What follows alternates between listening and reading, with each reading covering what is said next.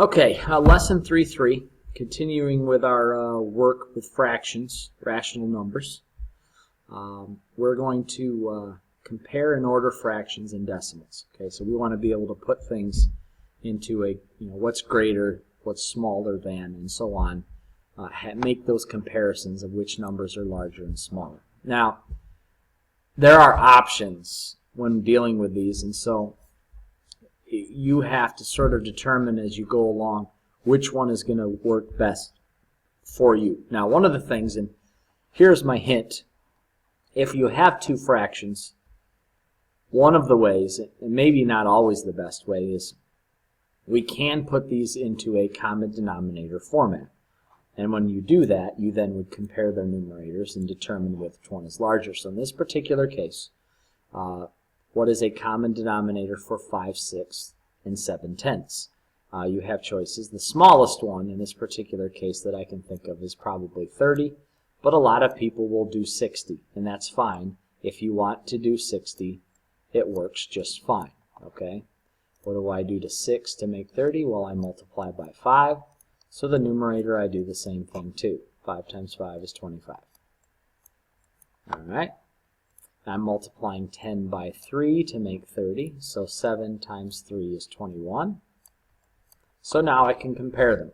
What's bigger, 25 or 21? Well, 25 is obviously bigger than 21, so we get in a greater than situation. So 5/6 is greater than 7/10.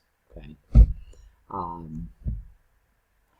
So -3/5, and -5/9, we're going to compare them. And again, in this particular case, I would go ahead and use common denominator formatting. The least common that I can think of in this case is 45. Maybe there's something that I'm not thinking of that's smaller, but we just need a common denominator. We don't need it necessarily in this case to be the smallest one.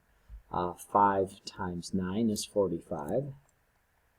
And so 9 times 3 is 27, and that is a negative. A positive times a negative is negative. And I already brought that negative down. I was looking ahead a little bit in my head. So -5 times 5 is -25. And so now I compare -27 and -25. And this is where we need to be careful, because on a number line, -25 is further to the right, which means that it is larger. Okay? So -3/5 is less than -5/9. Now, another option that we have here, you could have, either through long division or the use of a calculator, went and changed each of these fractions to the decimal representation and then compared their decimals. You could have done that. Speaking of comparing decimals, we are going to do that now.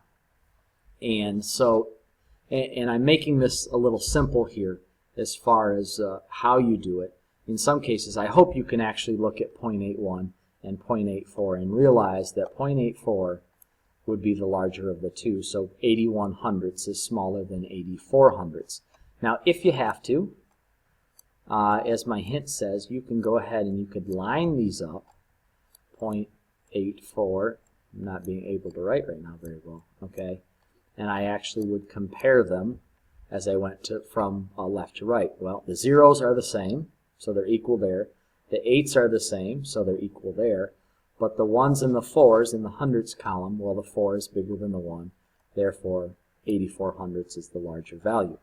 And I say that because if we go over here, I have a lot of people who will, off the top of their head, look at this number here and go, well, it's bigger, because they will not take into account that this is 3/4 repeating.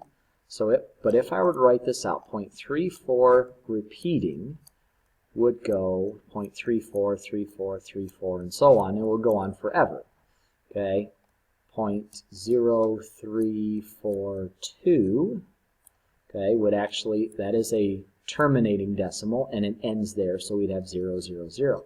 Well, if I go from left to right and compare them by their place value, the zeros are equal, the 3s are equal, the 4s are equal, but right here, 3 compared to 2. Well, 3 is bigger than 2, which means that my 3434 number is the larger So 34 hundredths, or 0.34 repeating, would be bigger than 342 thousandths, because once I get to that thousandths position, the 3 ends up being bigger than the 4. So you have to be careful of those things, because at first glance you might go, oh, that one's bigger, or the one on the right's bigger, but no, it's not if you actually think about it. So, and we line up our decimals and so on.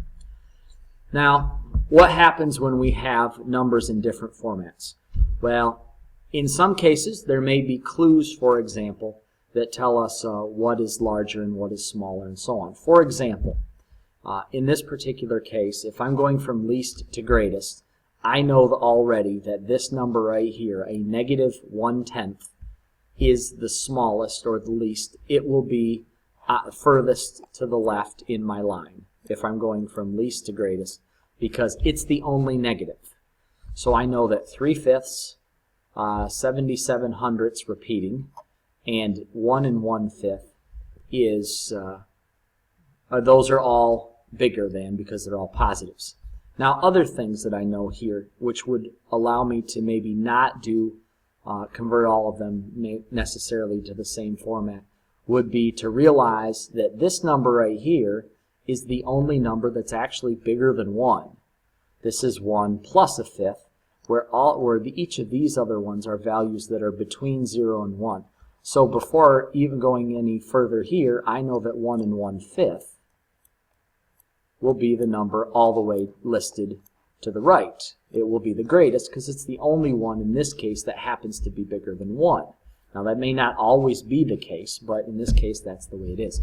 So when it gets down to this, I really only have to compare 3/5 to 0.77 repeating and go from there. Now, you could do these, and this is where the whole convert all numbers to the same format, then compare, comes into play. Because if you couldn't tell that this was the smallest and this one was the largest, we would probably want to put these numbers all into the same format, whether there be all in decimals, all in fractions, all in whatever. If we get them into the same format to compare them, then we can go ahead and do that. Now I'm going to do this the quick way, although you could do this doing a little long division. 3/5, 3 divided by 5, if you don't know off the top of your head, is 6/10. Again, this we could went 6 over 10 and 6/10, but it's 0.6. Okay, so 0.6. This is 0.77, and so on. But this would be 0.60 and 0 and 0, for as many zeros as I want. 0.77 would be 7s repeating, which actually I didn't actually need the 2 7s. I could have just had one of them. Negative 0.1, and then after that, well, there's nothing, so those would be zeros. 1 1/5. Well, I know that that would be a 1 point, and your 1/5 part of it, if we were to go to tenths, would be 2/10. And so I know that 2/10 is 0.2. And that would be zeros after it.